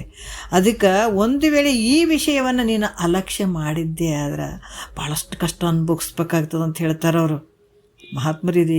ಎಂಥ ಮಾತ್ರ ಇದು. ಅದಕ್ಕೆ ಈ ರೀತಿಯಾಗಿ ನಾನು ಮಾಡಿದಂಥ ಗ್ರಂಥ ಹೆಂಗೈತಪ್ಪ ಅಂದ್ರೆ, ಈ ಗ್ರಂಥವನ್ನು ತಿರಸ್ಕಾರ ಮಾಡಿದ್ರೆ ಅವರು ಭಾವ ದುಃಖಿಗಳಾಗ್ತಾರೆ, ಭಾವ ರೋಗಿಗಳಾಗ್ತಾರೆ ಅಂತ ಹೇಳ್ತಾರೆ ಅವರು. ಈ ರೋಗದಿಂದ ಬಂದಿದ್ದಾರೆ, ನೀನು ವಾಸಿ ಮಾಡ್ಕೊಳ್ಬೇಕಾದಾಗ ಈ ವಾಕ್ಯಗಳನ್ನು ನೀನು ತಿಳ್ಕೊಂಡು ಈ ರೋಗವನ್ನು ವಾಸಿ ಮಾಡದೇ ಇದ್ರೆ ಮತ್ತು ತಿರ್ಗಾ ನೀನು ಭವ ದುಃಖಿಗೆ ಆಗಿಬಿಡ್ತಾರ ಅಂತನ್ನುವಂಥ ವಿಚಾರವನ್ನು ಹೇಳ್ತಾರೆ. 16ನೇ ನುಡಿ ನೋಡೋಣ ಏನು ಹೇಳ್ತಾರೆ. ತಾವು ಮಾಡಿದ ಗ್ರಂಥವು ಸಾರ್ಥಕವೇ ಆದರೂ ಕೂಡ ತಾವು ಗುರು ಪರಂಪರಾ ಸಂಪ್ರದಾಯಕರಲ್ಲದ್ದರಿಂದ ಯೋಗ್ಯ ಅಲ್ಲ ಅಂತ ಶಂಕೆಯನ್ನು ಮಾಡಿದ್ರೆ ಅಂತ ಅದಕ್ಕೆ ಉತ್ತರ ಕೂಡ ಹೇಳ್ತಾರೆ. ಅವ್ರು ಏನು ಹೇಳ್ತಾರೆ 16ನೇ ನುಡಿಯಲ್ಲಿ, ಗುರು ಬೋಧೆಯಂ ಪರಾತ್ಪರ ಒಪ್ಪ ಚಿತ್ತು ತನ್ನಿರವೆಂದು ನಿಜವರಿದ ನಿಜಗುಣ ಯೋಗಿ ವಿರಚಿಸಿದನು ಈ ಕೃತಿಯನ್ನಿಲ್ಲಿ ಅಂತ ಹೇಳ್ತಾರೆ. ನೋಡಪ್ಪ ಇಲ್ಲಿ ಹೇಳ್ತಾರೆ, ಇಲ್ಲಿ ಭಾಳಷ್ಟು ಹೇಳ್ತಾರೆ. ಈ ಗುರುಬೋಧೆ ಅಂದರೆ ಗುರುಗಳ ಅಂದರೆ ಸದ್ಗುರುಗಳ ಉಪದೇಶದಿಂದ ಎಲ್ಲಕ್ಕೂ ಬೇರೆಯಾಗಿ ಶ್ರೇಷ್ಠವಾಗಿರುವಂಥ ತನ್ನ ಸ್ವರೂಪ ಆಗಿರುವಂಥದ್ದು, ತನ್ನ ಸ್ವರೂಪನೇ ಆಗಿರುವಂಥದ್ದು ಇಂಥ ಬಲ್ಲಂಥ ಶ್ರೀಮನ್ ನಿಜಗುಣ ಯೋಗಿಯು ಈ ಲೋಕದಲ್ಲಿ ಈ ಕಾವ್ಯವನ್ನು ಮಾಡಿದಾನೆ ಗುರು ಮುಖಾಂತರನೇ. ಅದಕ್ಕೆ ನಿರಾಭಾರಿ ಸದ್ಗುರು ಈ ಉಪದೇಶದಿಂದ ನೋಡ್ರಿ, ಆತನ ಉಪದೇಶದಿಂದ ಈ ಮನಸ್ಸಾಗಿರ್ಬೋದು, ಬುದ್ಧಿ, ದೇಹ, ಇವೆಲ್ಲ ಏನದಾವ ಅಂತಂದ್ರೆ ಒಂದಕ್ಕೊಂದು ಬಹಳಷ್ಟು ಅಂದರೆ ಶ್ರೇಷ್ಠಗಳಾಗಿರುವಂಥವು ಅದಾವೆ. ಆದರೆ ಎಲ್ಲಕ್ಕೂ ಪರಾತ್ಪರನಾದಂಥವ್ನು ಯಾರು? ಪುರುಷನು. ಅಂದರೆ ಶರೀರ ರೂಪದಲ್ಲಿ, ಅಂದರೆ ಈ ಶರೀರ ಅನ್ನುವಂಥದ್ದು ಪುರ, ಇದು ಪುರ. ಯಾಕಂದರೆ ಈ ಒಂದು ದೇಹ, ಇಂದ್ರಿಯ, ಮನಸ್ಸು, ವಿಷಯ, ಬುದ್ಧಿ, ಮಹತ್ತು, ಅವ್ಯಕ್ತ, ಪುರುಷ ಇವೆಲ್ಲ ಒಂದಕ್ಕಿಂತ ಒಂದು ಶ್ರೇಷ್ಠ ಆಗಿರುವಂಥವದ. ಎಲ್ಲಕ್ಕೂ ಪರಾತ್ಪರನಾದಂಥವನು ಪುರುಷನು ಅಂದ್ರೆ ಈ ಶರೀರ ಅನ್ನುವಂಥ ಪುರಗಳಲ್ಲಿ ಇರುವಂಥವನು, ವಾಸ ಮಾಡ್ಕೊಂಡು ಇರುವಂಥವನು. ಆದ್ರೆ ಇಂಥ ನಿರ್ವೀಕಾರವಾಗಿರುವಂಥ ಈ ಕೂಟಸ್ಥ ಅದನ್ನಲ್ಲ, ಈತಗ ಪುರುಷ ಅಂತ ಹೇಳ್ತಾರೆ. ಇದು ಕೂಟಸ್ಥನಿಗೆ ಪುರುಷ ಅಂತ ಹೇಳ್ತಾರೆ, ಈ ಶರೀರದಲ್ಲಿ ವಾಸ ಮಾಡ್ಕೊಂಡಿರುವಂಥವನಿತ. ಅದಕ್ಕೆ ಇಲ್ಲಿ ಕೂಡ ಈತ ಹೆಂಗಂದ್ರೆ ಈ ಪುರುಷ ಎಲ್ಲಕ್ಕೂ ಅಧಿಷ್ಠಾನನೂ ಆಗಿದ್ದಾನೆ, ಎಲ್ಲಕ್ಕೂ ಅಧಿಷ್ಠಾನ ಆಗಿದ್ದಾನೆ, ಶ್ರೇಷ್ಠ ಆಗಿದ್ದಾನೆ.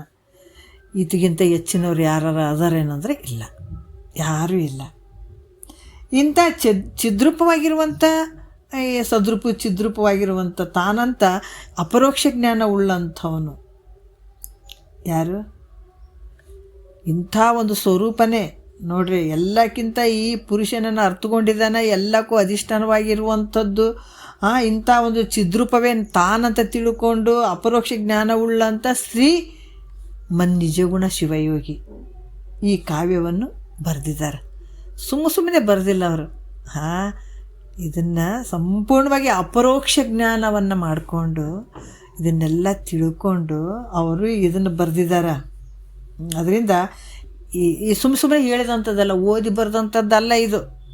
ಓದಿ ನಾವೇನಾರು ಒಂದು ಗ್ರಂಥ ಮಾಡಿಕೇಸಿ ಇಲ್ಲರಿ ನಾವು ಗ್ರಂಥ ರಚಿಸಿದ್ದೀವಿ ರೀ, ಇದು ಪ್ರಕಟ ಆಗಬೇಕು ಆದರೆ ಏನಿಲ್ಲ ನೋಡ್ರಿ. ಇದು ಅನುಭವ ಇರಲಿಲ್ಲ ಅಂದ್ರೆ ಮತ್ತೆ ಒಂದು ವಿಚಾರ ಹೇಳ್ತೀವಿ, ಓದಿದವ್ರಿಗೆ ಬರೆದವ್ರಿಗೆ ಇದು ಜ್ಞಾನ ಆಗ್ತದಂತ ಅಲ್ಲ.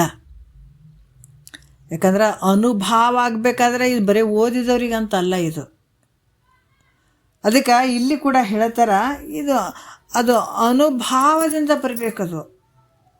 ಈಗ ಊಟ ಮಾಡಿದಂಥದ್ದು ಅವರೇ ಊಟ ಮಾಡಿದಂಥವ್ರೆ ಇದು ರುಚಿ ಹಿಂಗೈತೆ ಅಂತ ಹೇಳ್ತಾರೆ.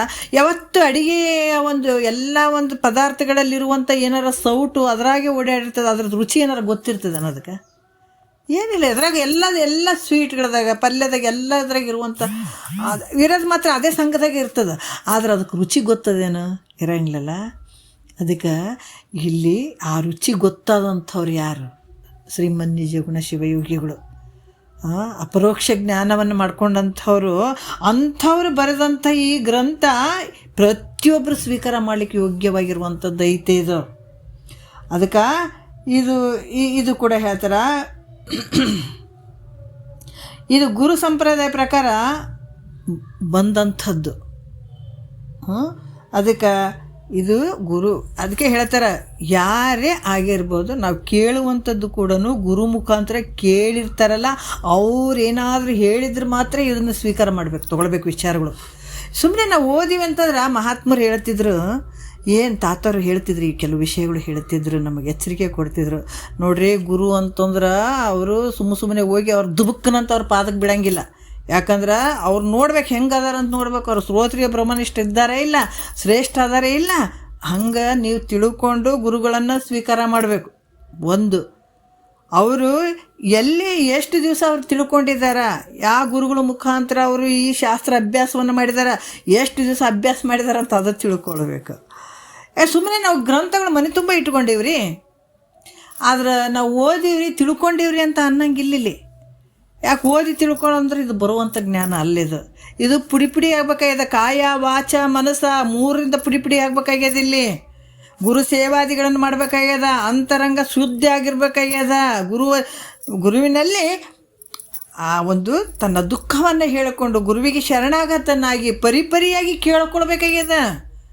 ಯಾರು ಎಷ್ಟು ಪರಿಪರಿಯಾಗಿ ತನ್ನ ಬೇಡಿಕೆಯನ್ನು ಮುಂದಿಟ್ಟಪ್ಪ ನನ್ನ ಕಾಪಾಡು ಅಂತ ತಮ್ಮ ಅಂತರಂಗದಲ್ಲಿರುವಂಥ ದುಃಖವನ್ನು ನಿವೇದನೆ ಮಾಡ್ತಾರೆ ಸದ್ಗುರುವಿಗೆ, ಆ ಸೇವಾದಿಗಳನ್ನು ಮಾಡ್ತಾರೆ, ಭಕ್ತಿ ಮಾಡ್ತಾರೆ, ಅಷ್ಟಷ್ಟು ಜ್ಞಾನ ಅಳವಡ್ತದೆ.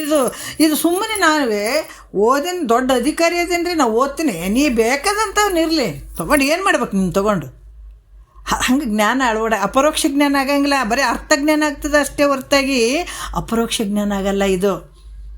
ಈ ತಾಕತ್ತು ಯಾರಿಗೆ ಬರ್ತದೆ, ಅಪರೋಕ್ಷ ಜ್ಞಾನ ಆದಂಥವ್ರಿಗೆ ಬರುವಂಥದ್ದು ಇದು. ಇಲ್ಲಾಂದ್ರೆ ಸುಮ್ಮನೆ ಬರಂಗಿಲ್ಲ ಇದು.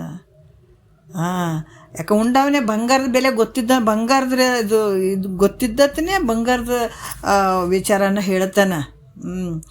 ಅನುಭವ ಇದ್ದಾಗ ಮಾತ್ರ ಇದು ರುಚಿಯನ್ನು ಹೇಳೋಕ್ಕಾಗ್ತದೆ ಹೊರತಾಗಿ ಹಂಗೆ ಹೇಳಕ್ಕೆ ಬರೋಂಗಿಲ್ಲ. ಅದಕ್ಕೆ ಇಂಥ ಒಂದು ಗುರುಮುಖಾಂತರ ತಿಳ್ಕೊಂಡಂಥವ್ರು ಯಾರು ನಿಜಗೊಂಡ್ರು ಸಾಮಾನ್ಯ ಅಲ್ಲ ಅದು.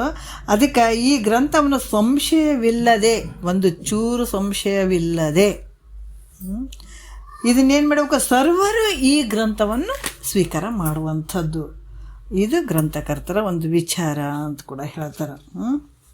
ಮತ್ತು ನಿಜವರಿದ ನಿಜಗುಣ ಯೋಗಿ ಅನ್ನುವಂಥ ಈ ಪದದಿಂದ ಗ್ರಂಥಕರ್ತರು ಅದರಲ್ಲ, ನಾನು ಜ್ಞಾನಿ ಅನ್ನುವಂಥ ಏನಾದರೂ ಅಭಿಮಾನ ಐತೇನ್ರಿ? ಅವ್ರು ಹೇಳ್ತಾರೆ ನಿಜವರಿದ ನಿಜಗುಣ ಯೋಗಿ ಅಂತ ಬಂತಲ್ಲ, ಅದಕ್ಕೆ ಅವ್ರು ಹೇಳ್ತಾರೆ ಈ ಗ್ರಂಥಕರ್ತರಲ್ಲಿ ನಾನು ಜ್ಞಾನಿ ಐತೀನಿ ಅಂತ ಏನಾದರೂ ಅಭಿಮಾನ ಐತೇನು ಅಂದ್ರೆ, ಇದು ಅಭಿಮಾನದಿಂದ ಕೂಡಿದಂಥದಕ್ಕೆ ಈ ಗ್ರಂಥ ಅಷ್ಟು ಸ್ವೀಕಾರ ಮಾಡೋಕ್ಕೆ ಯೋಗ್ಯ ಆಗಂಗಿಲ್ಲ. ಯಾಕಂದ್ರೆ ಅಭಿಮಾನ ಐತಲ್ಲ ಇದಕ್ಕೆ, ನಾನೇ ಬರ್ದೀನಿ, ನಾನೇ ಹೇಳಕತ್ತೀನಿ, ನಾನು ಅಂಥ ಓದೀನಿ ಅಂತ ಹೇಳಕತ್ತಾರೆ ನಿಜಗೊಂಡ್ರು, ಅದಕ್ಕೆ ಇದು ಗ್ರಂಥ ಅಷ್ಟು ಯೋಗ್ಯ ಆಗಂಗಿಲ್ಲ ಬಿಡ್ರಿ. ಯಾಕಂದ್ರೆ ಅಭಿಮಾನದಿಂದ ಬರ್ದಾನತ್ತ ಅಂತ ಹಿಂಗೇನಾದ್ರೂ ಸಂಶಯ ಬಂದ್ರೆ ಅವ್ರು ಹೇಳ್ತಾರೆ ಅಭಿಮಾನದಿಂದ ಹೇಳಿದ್ದ ಅಲ್ಪ ಇದು ಏನು ಹೇಳ್ತಾರೆ ನೋಡ್ರಿ ಅಪ್ಪ. ಇದು ಗ್ರಂಥ ನೋಡ್ರಿ ಕೇಳುವಂಥವ್ರಿಗೆ ಒಂದು ಅದಕ್ಕೆ ಇಲ್ಲಿ ಹೇಳುವಂಥ ವಿಚಾರಗಳು ಕೂಡ ಗುರುನಾಥ ಅವರ ಭಾವಕ್ಕೆ ಹೆಂಗೆ ತಲುಪುತ್ತದಂತ ತಿಳ್ಕೊಂಡು ಹೇಳಬೇಕು. ಈಗ ಭಾಳಷ್ಟು ಹೇಳ್ತಾರೆ, ಆ ಶಿಷ್ಯನಿಗೆ ಅರ್ಥನೇ ಆಗಂಗಿಲ್ಲ, ಇನ್ನೊಂದಿಷ್ಟು ಗೊಂದಲ ಸೃಷ್ಟಿ ಮಾಡಂಗೆ ಹೇಳ್ಬಾರ್ದು ಅಲ್ಲ. ಅವರಿಗೆ ರುಚಿ ಹುಟ್ಟಿಸ್ಬೇಕು, ಯಾವುದಕ್ಕೆ ಆಗಲಿ ಅವರಿಗೆ ವಿಶ್ವಾಸ ನಂಬಿಕೆ ಬರುವಂಗೆ. ಈಗ ಮಕ್ಕಳಿಗೆ ಏನಾದರೂ ಊಟ ಮಾಡಿಸ್ಬೇಕಾದ್ರೆ ಹೊಡೆದ್ವೆ ತಿಂತೇನು ಮಾಡ್ತೇನು ಇದರಿಂದ ಹಿಂಗೈತಿ ಅವ್ರು ಮತ್ತೆ ಅವ್ರು ಏನಾರು ಊಟಕ್ಕೆ ಏನೋ ಇಷ್ಟಪಡ್ತಾರೇನೋ ಅಂದರೆ ಇಲ್ಲ, ಇನ್ನೊಂದು ಸ್ವಲ್ಪ ಅಳತಿರ್ತಾರೆ, ಇಲ್ಲಾಂದ್ರೆ ಇದು ತಿನ್ನಬಾರ್ದಪ್ಪ ಅಂತ ಹೋಗ್ತಿರ್ತಾರೆ, ಏನೋ ಒಂದು ಲೆಕ್ಕ ಆಗ್ತದೆ. ಅವಾಗೇನು ಇಲ್ಲ ಇದು ತಿನ್ನಬೇಕು ನೋಡು, ಅಲ್ಲಿ ಹಂಗೈತೆ ಹಿಂಗೈತೆ, ಇದು ತಿಂದ್ರೆ ಭಾಳ ಚಂದ ನಿನಗೆ ಶಕ್ತಿ ಬರ್ತದ, ಜೈ ಹನುಮ ಆಗ್ತಿದ್ದೀನಿ ನೀನು ಇದು ತಿಂದ್ರ ಅಂತ ಹೇಳಿದಾಗ, ಅಮ್ಮ ಜೈ ಹನುಮ ಅಂತ ಹೇಳಿದಾರ, ಹಿಂಗಾಗ್ತಂತ ಹೇಳಿದಾರ ಅಂತ ಆ ಮಗು ಕೇಳ್ಕೊಂಡು ಆಯಿತು ನನಗೆ ಶಕ್ತಿ ಬಂತು ಅಂತ ಹೇಳ್ಬಿಟ್ಟು ಚಂದ ತಿಂತಾವಲ್ಲ. ಹಂಗೆ ಇಲ್ಲಿ ಕೂಡ ನಾನು ಅಭಿಮಾನದಿಂದ ಹೇಳಕತ್ತಿಲ್ಲ. ಈ ಗ್ರಂಥ ಕೇಳುವಂಥವ್ರಿಗೆ ಮುಮುಕ್ಷಿಗಳು ಬಂದು ಕುಂತಾರಲ್ಲ ಅವ್ರಿಗೆ ಆ ವಿಶ್ವಾಸ ಹುಟ್ಟಲಿ ಅಂತ ಹೇಳಕತ್ತೀನಿ ನಾನು. ಆ ವಿಶ್ವಾಸ ಹುಟ್ಟಲಿ, ಅಥವಾ ಅಂಥ ಪರಿಪೂರ್ಣ ಚೈತನ್ಯ ರೂಪವಾದಂಥ ಅಭಿಮಾನ ಇದ್ರೂ ಕೂಡ ಯೋಗ್ಯ. ಅದಕ್ಕೆ ಕಾಮ ಕ್ರೋಧ ಮದ ಮೋಹ ಮಾತ್ಸರ ನಾವು ದಾರಿ ಬೇರೆ ಇಟ್ಟಿದ್ದೀವಿ. ಆ ಕಾಮ ಕ್ರೋಧ ಮದ ಮತ್ಸರ ಈ ಕಡೆ ಇಡು, ಪರಮಾರ್ಥದಲ್ಲಿಡು. ಹೌದು, ನೀನು ಮದ ಪಡು, ಏನು ನಾನು ಪರಬ್ರಹ್ಮ ಸ್ವರೂಪ ಅದೀನಿ ಅಂತ ನೀನು ಏನು ಅಲ್ಲಿ ಭಾಳ ಧೈರ್ಯವಾಗಿ ಹೇಳ್ಕೊ, ಜಂಬ ಕೊಚ್ಚಗೋ, ಅಹಂಕಾರ ಪಡು, ಇಂಥದಕ್ಕೆ ಅಹಂಕಾರ ಪಡು, ನಾನು ಹೌದು ಪರಬ್ರಹ್ಮ ಸ್ವರೂಪ ನಾನು ಇದ್ದೀನಿ ಅಂತ ಈ ರೀತಿ ಬದಲಾವಣೆ ಮಾಡ್ಕೊ. ಅದಕ್ಕೆ ಅವ್ರು ಹೇಳ್ತಾರೆ, ಹೌದು ಪೂರ್ಣ ಚೈತನ್ಯ ಸ್ವರೂಪನಾದಂಥ ನಾನು ಹೆಂಗದೀನಿ, ಪೂರ್ಣ ಸ್ವರೂಪ ಆ ಪರಬ್ರಹ್ಮನ ಸ್ವರೂಪ ನಾನು ಇದ್ದೀನಿ ಅಂತ ಅನ್ನುವಂಥ ಅಭಿಮಾನ ಇದ್ರೂ ಕೂಡ ನನಗೆ ಯೋಗ್ಯನೇ ಐತದು. ಯಾಕಂದ್ರೆ ಪರಿಚ್ಛಿನ್ನ ಅಭಿಮಾನ ಏನಾದ್ರೆ ಅದು ಪರಿಚ್ಛಿನ್ನ ಅಭಿಮಾನವನ್ನು ಕಳೀತದದು. ನಾ ಪರಿಪೂರ್ಣವಾಗಿರುವಂಥ ಚೈತನ್ಯ ಸ್ವರೂಪ ನಾನು ಇದ್ದೀನಿ ಅನ್ನುವಂಥ ಭಾವದಲ್ಲಿ ಅದು ಅಭಿಮಾನ ಇದ್ದರೆ ನನಗೆ ಯೋಗ್ಯ ಐತೆ. ಯಾಕಂದ್ರೆ ಪರಿಚ್ಛಿನ್ನವಾದಂಥ ಅಭಿಮಾನ ಈಟು ಅನ್ನುವಂಥ ಅಭಿಮಾನವನ್ನು ಕಳೆಯುವಂಥದ್ದು. ಅದರಿಂದ ಏನಾಗ್ತದೆ, ಪರಿಚ್ಛಿನ್ನ ಅಭಿಮಾನ ಕಳೆಯೋದ್ರಿಂದ ಬಂಧ ನಿವೃತ್ತಿ ಆಗ್ತದೆ. ಅದರಿಂದ ಪೂರ್ಣ ಸ್ವರೂಪವಾದಂಥ ಅಭಿಮಾನ ನಮಗೂ ಬರಲಿ ಅನ್ನುವಂಥದ್ದನ್ನು ತಿಳಿದು ಹೇಳಿದ್ದಾರೆ ಅವರು. ಆ ಪೂರ್ಣದ ಅಭಿಮಾನ ನಮಗೂ ಬರಲಿ ಅನ್ನುವಂಥ ವಿಚಾರವನ್ನು ತಿಳಿಸಿ ಹೇಳಿದ್ದಾರೆ. ಪುನಃ ಅದು ಕೂಡ ಹೋಗಿ ಅದನ್ನು ಭಾಳ ಇರ್ತದೆ ಅಂದರೆ ಇರಂಗಿಲ್ಲ, ಮತ್ತು ಅದು ಹೋಗಿ ಸಹಜ ಅಭಿಮಾನ ಯಾವತ್ತಿರ್ತದನ್ನು ಅದನ್ನು ಹೋಗಿ ಸಹಜ ಸ್ಥಿತಿ ಅವಸ್ಥೆಗೆ ಬರ್ತದೆ. ಅದಕ್ಕೆ ಇದು ದೋಷ ಅಂತ ಹೇಳ್ಕೊಳಕ್ಕಾಗಂಗಿಲ್ಲ. ಯಾವ ಅಭಿಮಾನದಿಂದ ಹೇಳಿಲ್ಲ, ಶಿಷ್ಯನ ಉದ್ಧಾರ ಸಲುವಾಗಿ ಅವ್ರು ಇದ್ರಾಗ ಪ್ರವೃತ್ತಿ ಆಗಲಿ. ಇದನ್ನು ಬಿಟ್ಟು ಹೋದ್ರಂದ್ರೆ ಮತ್ತೆ ಎಷ್ಟು ಜನ್ಮ ಹೋಗ್ತಾರೇನ, ಎಷ್ಟು ಜನ್ಮದಲ್ಲಿ ನಾಯಿ ನರಿ ಹಂಗೆ ಸತ್ತು ಹೋಗ್ತಾವ. ಈಗ ಒಂದು ಭಾವ ಬಂದದ, ಪುಣ್ಯದ ಫಲ ಬಂದದ, ಒಂದು ಸ್ವಲ್ಪ ವಿಚಾರ ಅಲ್ಲಿ ಅವ್ರಿಗೆ ಸರಿಯಾಗಿ ಅರ್ಥ ಆಗಲಿಲ್ಲ ಅಂದ್ರೆ ಇದರಿಂದ ಅವರು ದೂರ ಹೋಗಿಬಿಟ್ರಂದ್ರೆ ಭಾಳಷ್ಟು ಅವರು ತಮ್ಮ ಜನ್ಮವನ್ನು ಹಾಳು ಮಾಡ್ಕೊಂಡ್ಬಿಡ್ತಾರೆ. ಅದಕ್ಕಾಗಿ ಇದು ಭಾಳಷ್ಟು ಶ್ರೇಷ್ಠ ಅದನ್ನುವಂಥ ವಿಚಾರದಲ್ಲಿ ಹೇಳಿದ್ದೀನಿ ಹೊರತಾಗಿ ಅಭಿಮಾನದಿಂದ ಹೇಳಿಲ್ಲ ಅನ್ನುವಂಥದ್ದು ನಿಜಗೊಂಡ್ರೆ ಒಂದು ಕಳಕಳಿಯ ವಿಚಾರಗಳು ಇವೆಲ್ಲ. ಭಾಳಷ್ಟು ವಿಚಾರಗಳನ್ನು ಹೇಳ್ತಾರೆ. ನಾಳೆ 3ನೇ ಸೂತ್ರ ಭಾಳ ಅದ್ಭುತ. ಗುರು ಶಿಷ್ಯ ಬಂದು ಗುರುವಿಗೆ ಕೇಳುವಂಥದ್ದು, ಗುರು ಏನು ಹೇಳಿದ, ಶಿಷ್ಯ ಏನು ಕೇಳ್ತಾನೆ ಅನ್ನುವಂಥದ್ದು ನಾಳೆಯಿಂದ ಭಾಳ ಸ್ಪಷ್ಟವಾಗಿ ಭಾಳ ಅದ್ಭುತವಾದಂಥ ವಿಚಾರಗಳು ಶುರುವಾಗ್ತಾವೆ. ನಾಳೆಯಿಂದ ಶುರುವಾಗ್ತಾವೆ. ಒಂದೆರಡು ಮತ್ತು ಗುರುಗಳ ಪಾದಕ್ಕೆ ಅರ್ಪಿಸಿ ಹರ ಓಂ.